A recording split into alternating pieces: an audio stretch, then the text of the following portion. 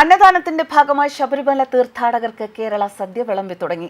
പരിപ്പ്, സാമ്പാർ, രസം, അവിയൽ, അച്ചാറ്, തോരൻ, പപ്പടം, പായസം എന്നീ വിഭവങ്ങളോടെയാണ് സദ്യ വിളമ്പിയത്. ദർശന പുണ്യം പവർഡ് ബൈ ഭാരത് ലജ്ന multi state housing cooperative society limited. Sabarimala വിശേഷങ്ങൾ പവർഡ് ബൈ BLM. എല്ലാവർക്കും ഭവനമുള്ള ഇന്ത്യ BLMന്റെ ലക്ഷ്യം. അവിയലും തോരനും എന്നത് ഓരോ ദിവസവും മാറും. മോര്, രസം അല്ലെങ്കിൽ പുളിശ്ശേരി ഏതെങ്കിലും ഒരു വിഭവമായിരിക്കും വിളമ്പുക. ഓരോ ദിവസവും ഓരോ തരം പായസവും കൊടുക്കും. ഇനിയുള്ള ദിവസങ്ങളിൽ ഒന്നിടവിട്ട ദിവസങ്ങളിൽ അയ്യപ്പ ഭക്തന്മാർക്ക് കേരളീയ സദ്യ വിളമ്പും. ഉച്ചയ്ക്ക് 12-ന് ദേവസ്വം എക്സിക്യൂട്ടീവ് ഓഫീസർ OG ബിജു നിലവിളക്ക് കൊളുത്തി സദ്യ അയ്യപ്പന് സമർപ്പിച്ചു. തുടർന്ന് അന്നദാനത്തിനായി കാത്തുനിന്ന ഭക്തർക്ക് സദ്യ വിളമ്പി.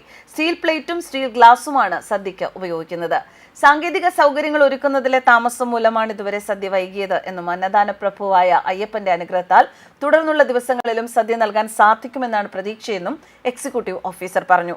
നമ്മുടെ സംസ്കാരത്തിന്റെ കൂടി ഭാഗമായി മലയാള സദ്യയുടെ രുചി കേരളത്തിലെത്തുന്ന ഭക്തജനങ്ങൾക്ക് കൂടി ലഭ്യമാക്കുക എന്ന ലക്ഷ്യത്തോടെയാണ് ഭക്തർക്ക് സദ്യ നൽകാനുള്ള തീരുമാനമെടുത്തത്.